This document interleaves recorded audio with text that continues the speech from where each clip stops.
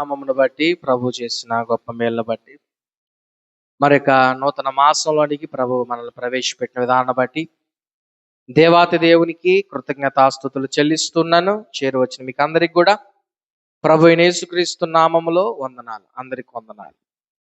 దేవుడు ఇచ్చిన ఇటు ప్రత్యేకమైన సమయంను బట్టి దేవునికి మరొకసారి కృతజ్ఞతాస్తుతులు చెల్లిస్తున్నాను. ఈ లోకంలో మనుషులు ఎన్నో రకాలైన మనస్తత్వాల్లో ఉంటారు. వారి ఆలోచనే, వారి నిర్ణయమే కరెక్ట్ అని భావన చాలా మందికి ఉంటుంది. కానీ అది సరైనది అవ్వచ్చు, సరైనది కాకపోవచ్చు. కానీ లోక పోకడను బట్టి ఒక మాట చెప్తున్నా, మనిషికి ఉన్న వ్యాధి, ఒక రోగం ఏదైనా ఉంటే అది బయటపడినప్పుడు దానికి పరిష్కారం అనేది దొరుకుతుంది. దాన్ని దాచుకుంటే మరణం వచ్చే అవకాశం అనేది ఉంది. అంటే మీకు అర్థమయ్యేదని చెప్తున్నా, ఒక మనిషి రోగం బయటపడితే దానికి పరిష్కారం ఎవరో ఏదో ఒకటి చెప్తారు, పలానా చేస్తే తగ్గుతుంది, పలానా చేస్తే. అలాగని ఎవరికి చెప్పకుండా మనం దాచుకుంటే ఏమవుతుంది? మరణం వచ్చే అవకాశం ఉంది. అలాగే హృదయంలో చాలా మంది దాచుకుంటారు, బయటికి వాటిని వెళ్ళబుచ్చరు. దాచుకొని దాన్ని పాపంగా మార్చుకొని మరణానికి దారి తీసుకుంటారు. కొంతమంది నెగిటివ్ ఆలోచనలు దాచుకుంటారు, కొంతమంది అనుమానాలని దాచుకుంటారు, కొంతమంది ద్వేషాన్ని దాచుకుంటారు, కొంతమంది భయాన్ని దాచుకుంటారు. ఆ హృదయంలో దాచుకొని బయటికి చెప్పుకోకుండా వారి జీవితాన్ని ఆ విధంగా మార్చేసుకుంటారు. ఎలాగా? భయపడుతూనే ఉంటారు, ద్వేషంతోనే ఉంటారు, అనుమానాలతోనే ఉంటారు, నెగిటివ్ ఆలోచనలతోనే ఉంటారు. ఎందుకు? వారి హృదయంలో వారు ఏం చేస్తున్నారు? వాటిని దాచుకొని భద్రంగా కాపాడుకుంటున్నారు. బయటికి పెట్టుకుంటే వాటిని బట్టి ఏదో ఒక పరిష్కారం దొరుకుతుంది. బయటికి చెప్పుకోకుండా చాలా మంది మనుషులు హృదయంలో వాటిని దాచుకుంటున్నారు. అందుకే ఈ రోజున మన ధ్యానాంశం ఏంటంటే, హృదయం దాచుకున్న వ్యాధి. ఏంది? హృదయం దాచుకున్న వ్యాధి. పరిశుద్ధ గ్రంథంలో యూదా ప్రజలు కూడా హృదయంలో కొన్ని దాచుకో ఉన్నారు. ఏం దాచుకో ఉన్నారు అంటే, బయటికి భక్తిగా ఉంటూ లోపల దేవుని విషయంలో తిరుగుబాటును దాచుకో ఉన్నారు. బయటికి ప్రేమ చూపిస్తూ హృదయంలో విగ్రహారాధన దాచుకో ఉన్నారు. బయటికి దేవుని నమ్ముతున్నామని చెప్తూ హృదయంలో మనుషులపై ఆధారపడి జీవిస్తూ ఉన్నారు. ఈ విధంగా యూదా ప్రజలు ఉంటే దైవ సేవకుడైన ఇర్మియా ద్వారా దేవుడు ఇలా మాట్లాడాడు. ఇర్మియా గ్రంథం 17వ అధ్యాయము 9వ వచనంలో, హృదయం అన్నిటికంటే మోసకరమైనది, అది ఘోరమైన వ్యాధి గలది, దాని గ్రహింపగలిగిన వాడు ఎవడు? ప్రవక్త ద్వారా అంటున్నాడు, హృదయం అన్నిటికంటే మోసమైనదంట, అది ఘోరమైన వ్యాధి కలిగింది, దాన్ని ఎవరు గ్రహింపగలరు? హృదయంలో విగ్రహారాధన పెట్టుకొని బయటికి భక్తిని చూపిస్తే, హృదయంలో మనుషుల మీద ఆధారపడుతూ బయటికి దేవుని గొప్పవాడని చెప్తూ ఉంటే, హృదయంలో ద్వేషం పెట్టుకొని బయటికి ప్రేమను చూపిస్తా ఉంటే ఎవడు కనిపెడతాడు దాన్ని? ఎవడు కనిపెడతాడు? అయితే బైబిల్ చెప్తాది ఆ 10వ వచనంలోనే, నీ ప్రవర్తన బట్టి వాని క్రియల ఫలము చొప్పున ప్రతీకారము చేయుటకు యెహోవాను నేను హృదయమును పరిశోధించువాడను, అంతరింద్రియములను పరీక్షించువాడను. హల్లెలూయా. దేవుడు మన హృదయాన్ని పరీక్షిస్తాడు. ఇప్పుడు మనకున్న జబ్బులు ఎక్కడ బయటపడతాయి? చెప్పండి అమ్మా, ఎక్కడ బయటపడతాయి? రక్త పరీక్షలో బయటపడుతుంది, స్కానింగ్లో కూడా బయటపడుతుంది, ఎక్స్రేలో కూడా బయటపడుతుంది. అలాగే మన హృదయంలో ఉన్న జబ్బులు ఎక్కడ బయటపడతాయంటే దేవుని సన్నిధిలో, దేవుని ఎదుట బయటపడతాయి. అయితే మీకు ఒక డౌట్ ఉండొచ్చు. సార్ మీరేమో సందేశం యొక్క టైటిల్ హృదయం దాచుకునే వ్యాధిని పెట్టారు.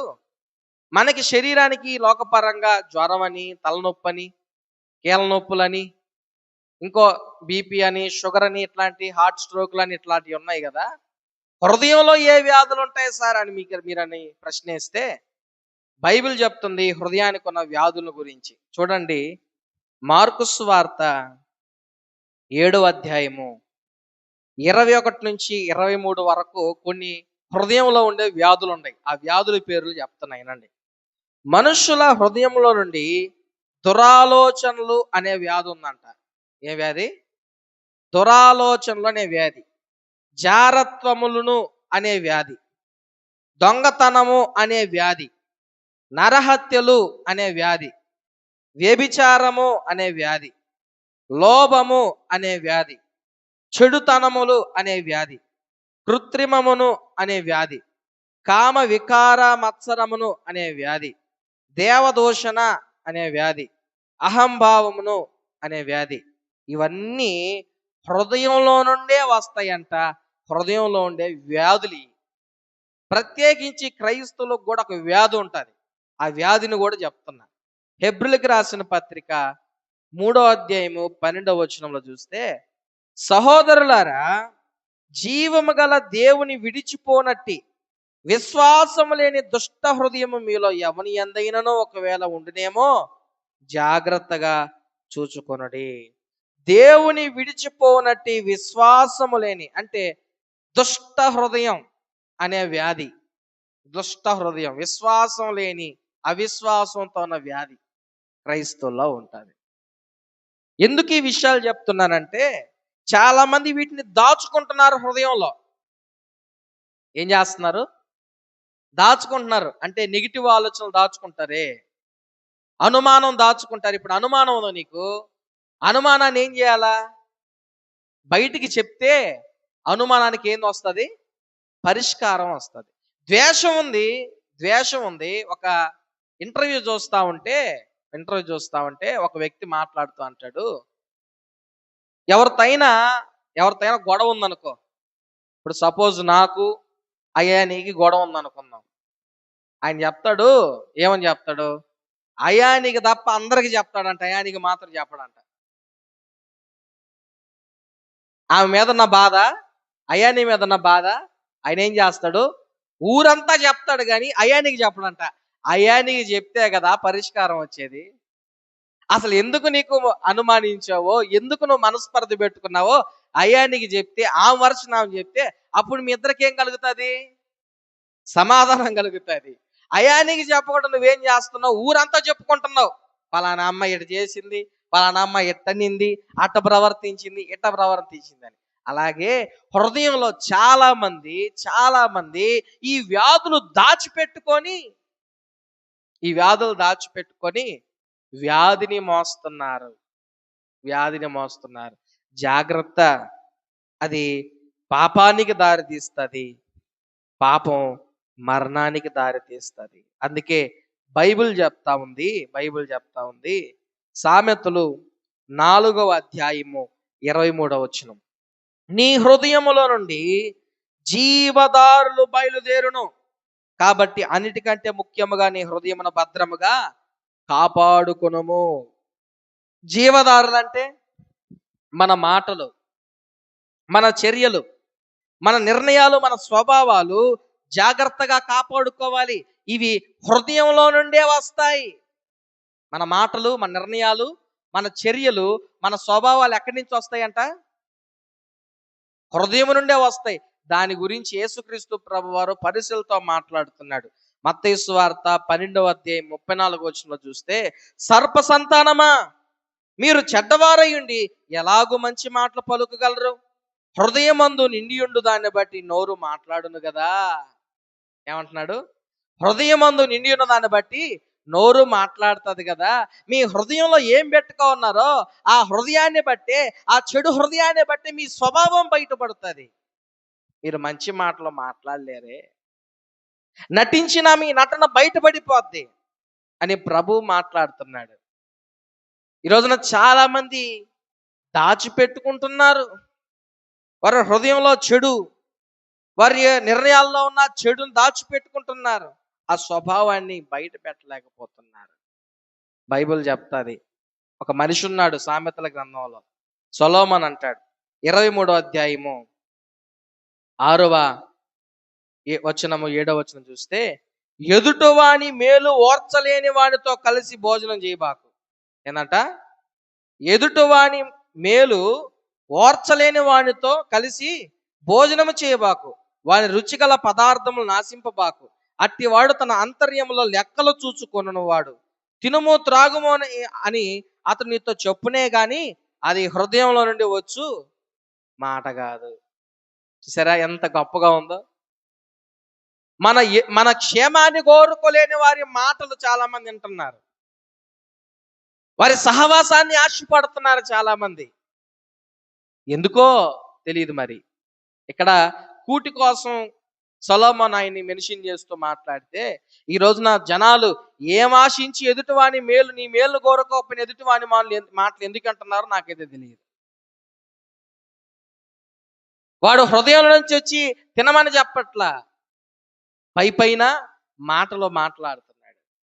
అందుకే ఆ యూదా ప్రజలతో ఇర్మియా ప్రవక్త అంటాడు, ఏమన్నాడు? మనం చదివిన మాట, హృదయము అన్నిటికంటే మోసకరమైనది, అది బహు ఘోరమైన వ్యాధి గలది, దాన్ని గ్రహించేవాడెవడు? ఈ రోజున దాన్ని గ్రహించేవాడు దేవుడై ఉన్నాడు. సమూయేలు ప్రవక్తతో దేవుడు అంటాడు, ఇదిగో మీరు పై రూపాలు చూచేవారు, కానీ నేను హృదయాన్ని పరీక్షించే దేవుడను, నేను హృదయ అంతరంగాలను చూసే దేవుడని దావీదును రాజుగా చేసే సందర్భంలో సమూయేలు ప్రవక్తతో దేవుడు మాట్లాడతాడు. మీరు పై రూపాలు చూస్తున్నారు, నేను హృదయాన్ని చూస్తున్నాను. మీ పై ఆడంబరాలు చూస్తున్నారు, కానీ నేను హృదయంలో భక్తిని చూస్తున్నాను. మీ పైన డంబాలు చూస్తున్నారు, గొప్పతనాలు చూస్తున్నారు, నేను హృదయంలో తగ్గింపును చూస్తున్నానని ప్రభువు మాట్లాడుతున్నాడు. గుర్తుపెట్టుకో, ఈ లోకంలో జబ్బులు తెలియాలంటే హాస్పిటల్కి పోతే రక్త పరీక్ష, స్కానింగో, ఎక్స్రేనో చెప్తారు. కానీ నీ హృదయంలో ఉన్న జబ్బులు బయటపడాలంటే ప్రభు పాదాల చెంత నువ్వు పశ్చాత్తాపడాలి. అవి బయటికి రావాలంటే పశ్చాత్తాపం లేనిదే రాదు. ఈ రోజున ఆ పశ్చాత్తాపంతో కూడిన భక్తి క్రైస్తవులకు లేకుండా ఉంది. ఎందుకంటే వారికి ఇంకా దాచుకోవాలనే ఉంది, వాటిని బయటికి తీసివేయాలనే మనసు లేదు. అందుకే మన సందేశం యొక్క టైటిల్ ఏంది? హృదయం దాచుకున్న వ్యాధి. హృదయం దాచుకున్న వ్యాధి. మన హృదయం ఇప్పుడు ఏం దాచుకోందో. ఉదాహరణకి మనకి ఈ లోకంలో గుండె పాడైపోయినా, కిడ్నీ పాడైపోయినా ఏం చేస్తారు? మ్యాక్సిమం ఆపరేషన్ చేసేదానికి, ఎట్టొకటి చేసేదానికి ప్రయత్నం చేస్తారు. బాగున్నోళ్ళైతే కిడ్నీ మార్పిడి చేసుకుంటారు. వేరే వాళ్ళు ఎవరైనా వాళ్ళకి సెట్ అయితే దాన్ని మార్పిడి చేసుకుంటారు. అలాగే దేవుడు మనకున్న జబ్బుని ఎట్లా నయం చేస్తాడు? ఇప్పుడు మన హృదయం వ్యాధితో ఉంది, బాగలేదు. ఇప్పుడు దేవుడు ఏం చేయాలి? దాన్ని చెప్పండి అమ్మా. అర్థమయ్యేది చెప్తున్నానా? తమిళ, ఇంగ్లీషా, మలయాళమా? అర్థమవుతుందా? హల్లి చెప్పండి గట్టిగా. నేను మెత్తగా చెప్తున్నారు కాబట్టి మీకు అర్థం కావట్లేదు. ఎట చెప్పాలా దేవా, నాకు ఎట చెప్పాలి, నాకు నేర్పించయ్యా. అర్థమవుతుందా? ఇప్పుడు మనకు హాస్పిటల్కి పోతే జబ్బు ఉంటే డాక్టర్లు ఆపరేషన్ చేస్తారో ఏదో ఒకటి చేస్తారు. అయితే ఇప్పుడు మన హృదయం వ్యాధితో ఉంది, దేవుడు ఏం చేయాలా? దేవుడు ఏం చేస్తాడో చెప్తా చూడండి.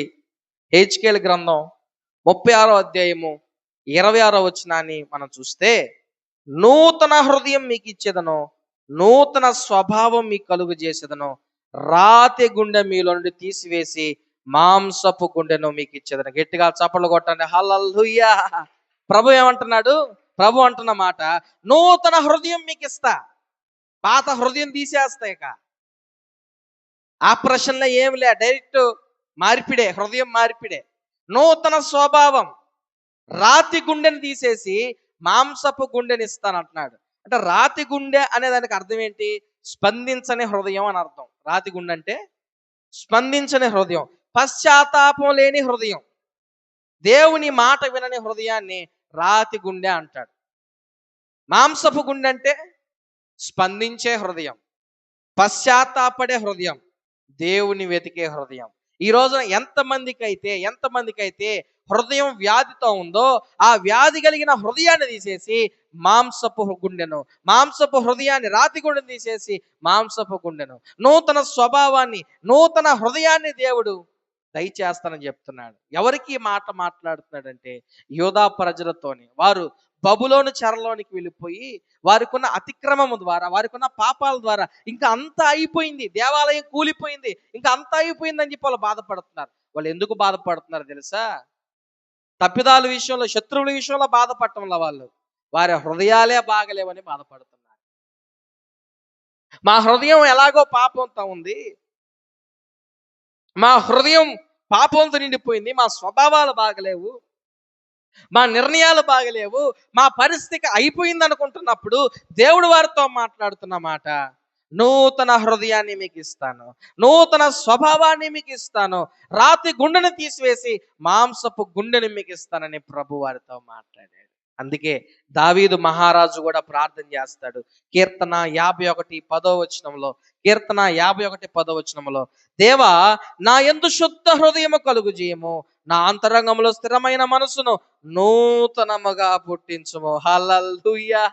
దావీదు కూడా ప్రార్థన చేస్తున్నాడు, నాకు నూతన హృదయాన్ని దయచేయి, నూతన స్వభావాన్ని దయచేయి, నా అంతరంగంలో స్థిరమైన మనసు నూతనంగా పుట్టించు. ఈ రోజున క్రైస్తవులు చేయవలసిన ప్రార్థన ఎందుకో తెలుసా? వారి హృదయం వ్యాధితో వ్యాధితో వ్యాధితో ఉంది, వ్యాధితో ఉంది.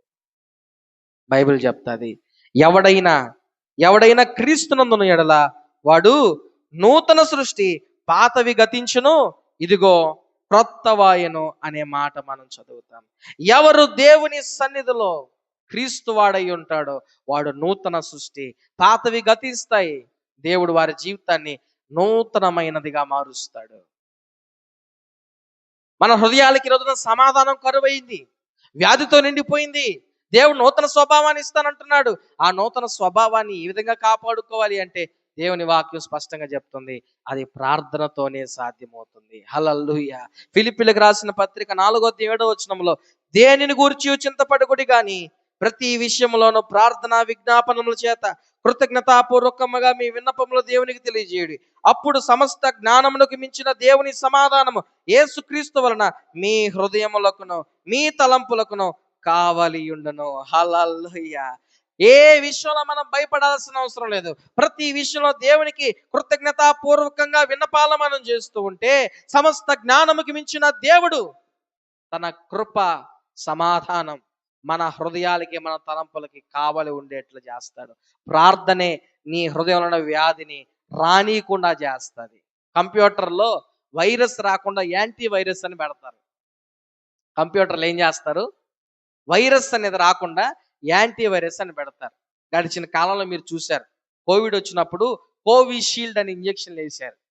అంటే ఆ వైరస్లు రాకుండా ఆ ఇంజక్షన్లు వేశారు. కానీ ఇంజక్షన్లు వేసిన వాళ్ళకి చాలా మందికి హార్ట్ స్ట్రోకులు వచ్చాయని చెప్పి విన్నాం. కానీ ఇప్పుడు నేను చెప్తున్నా, హృదయంలోనికి వ్యాధి రాకుండా ఉండాలంటే ప్రార్థన క్రైస్తవుని జీవితంలో ఉండాలి. హల్లెలూయా. అంటే ఏమి రాకుండా, ఏంటి వ్యాధులయ్యి? మళ్ళా చెప్పలేను, ఇందాక చెప్పా. మార్కు సువార్తలో ఏ వ్యాధులు ఉన్నాయో చెప్పా. వేశ్యాగమనములు, వ్యభిచారములు, జారత్వములు, అసూయలు, దుష్టత్వములు, ఇవన్నీ కూడా హృదయంలో ఉన్న వ్యాధులు. దేవదూషణ, అహంభావము, లోభము, ఇవన్నీ కూడా హృదయంలో ఉన్న వ్యాధులు. ఈ వ్యాధులు హృదయంలో రాకుండా ఉండాలంటే క్రైస్తవునికే ఉండాలా? ప్రార్థన ఉండాలా? ఇప్పుడు ప్రార్థన లేకనే దేవుడు మన జీవితంలో ఏం చేశాడంటే, ఇక మీదట ఆ హృదయం మీకు సెట్ కాదు, బాగలేదు, మీకు నేను నూతన హృదయం ఇస్తానన్నాడు, నూతన స్వభావం ఇస్తానన్నాడు, రాతి గుండెని తీసి మాంసపు గుండెని ఇస్తానన్నాడు. ఇప్పుడు దాన్ని మనం జాగ్రత్తగా కాపాడుకోవాలంటే ప్రార్థన ఉండాలి. ఇప్పుడు దాన్ని జాగ్రత్తగా మనం కాపాడుకోవాలంటే, దాంట్లోకి ఆ వ్యాధి రాకుండా ఉండాలంటే ప్రార్థన ఉండాలి. ఈరోజు నా ప్రార్థన లేని క్రైస్తవుల్లో భయం వచ్చేస్తుంది, నెగిటివ్ ఆలోచనలు వస్తున్నాయి, అనుమానాలు వచ్చేస్తున్నాయి. వస్తే వచ్చినాయి, వాటిని బయట పెట్టుకోరు. వాళ్ళు ద్వేషంతోనే ఉంటారు, భయంతోనే ఉంటారు, అనుమానాలతోనే ఉంటారు. కోపంతోనే ఉంటారు. ఇదే ఇదే ఇదే ఇదే దాచుకొని దాచుకొని దాచుకొని ఏ విధంగా అయితే రోగం ఉంటే దాచుకుంటే చచ్చిపోతారో, హృదయంలో కూడా దాచుకుంటే వారికి మరణం వస్తుంది. బైబిల్ అంటదంట, కుళ్ళు ఎముకలకు మత్సరం కలుగు చేస్తుంది, వాటిని ఎముకల్ని నలిపేస్తుందంట. ఎవరికైతే కుళ్ళు ఉంటుందో, హృదయంలో కుళ్ళు దాచుకో ఉంటారో, వాళ్ళకి ఎముకల్లో బలం ఉండదంట, తగ్గిపోద్దంట బలం. వాస్తవమైన విషయాలు ఇవన్నీ.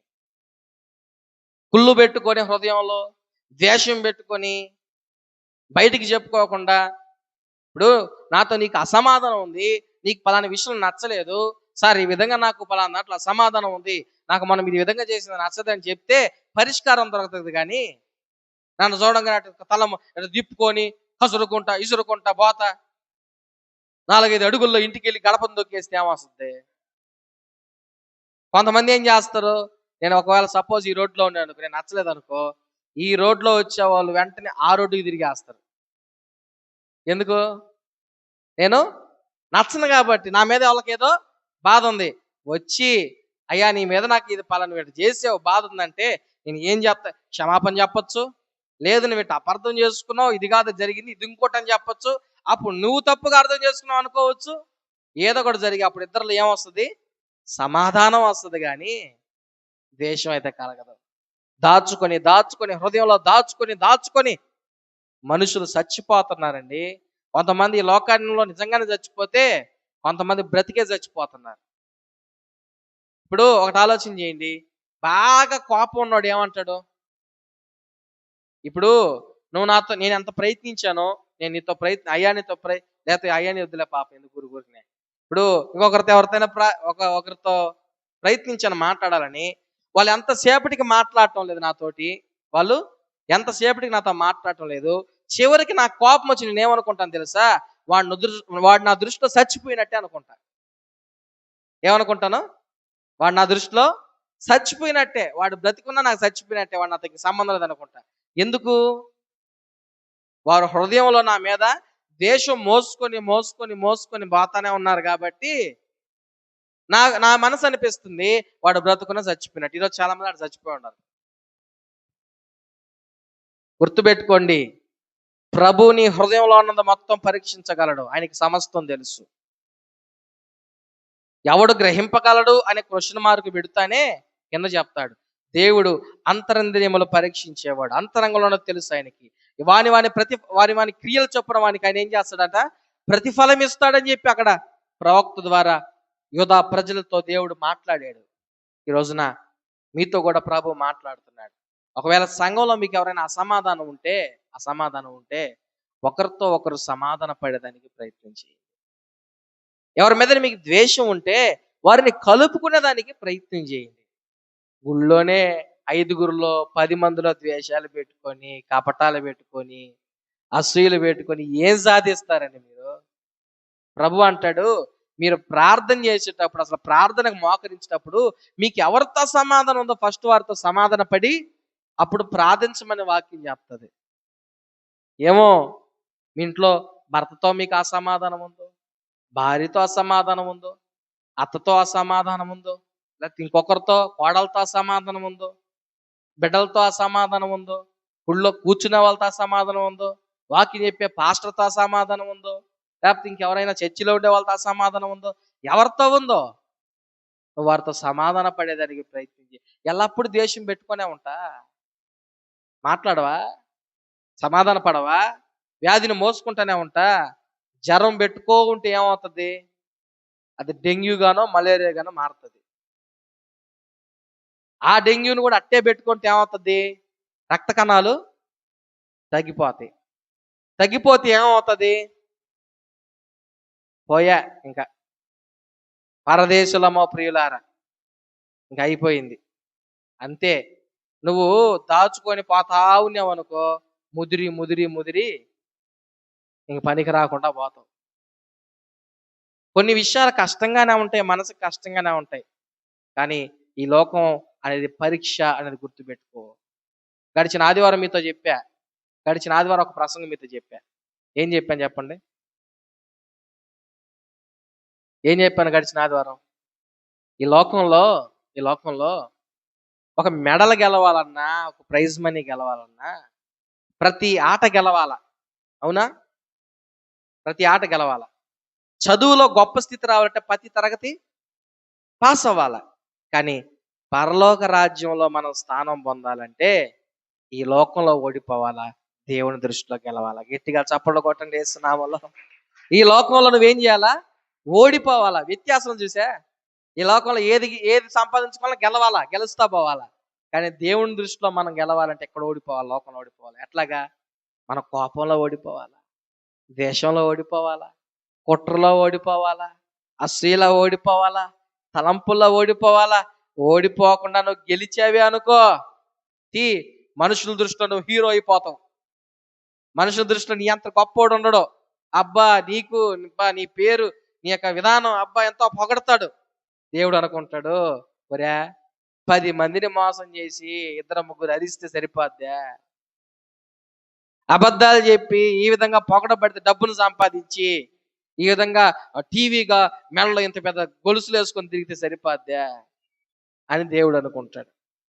కాబట్టి ఈ ఉదయకాల సమయంలో ప్రభు మీతో మాట్లాడుతున్న మాట ఏంటంటే, మన హృదయంలో వ్యాధి రాకుండా ఉండడానికి ఏం చేయాలి మనం? ప్రతి సమయంలో ఎట్లాగా? దేని గురించి చింతపడకుండా ప్రతి విషయంలో ప్రార్థనా విజ్ఞాపనముల చేత కృతజ్ఞతాస్తుతులు చెల్లించాలి దేవునికి. అప్పుడు మన హృదయంలోనికి వ్యాధి రాకుండా దేవుని సమాధానం మనకు కావలి, ప్రొటెక్షన్ ఉంటుంది. ప్రస్తుతానికి వచ్చేసింది అనుకో వ్యాధి, ప్రభు పాదాల చెంత పశ్చాత్తాపడితే మనకు నూతన హృదయాన్ని ఇస్తాడు, నూతన స్వభావాన్ని ఇస్తాడు.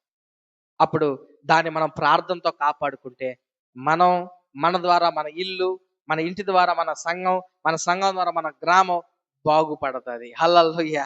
అట్టి కృప ప్రభు మనకు దయచేయను గాక. తల వంచుదాం, కళ్ళు మూసుకుందాం. ప్రభు పాదాల చెంత మనం అందరము కూడా ఒక తీర్మానం తీసుకొని ఈ ఉదయకాల సమయంలో ప్రభు నీతో నాతో మాట్లాడిన మాటలు ఒక నెమరు వేసుకుంటాం.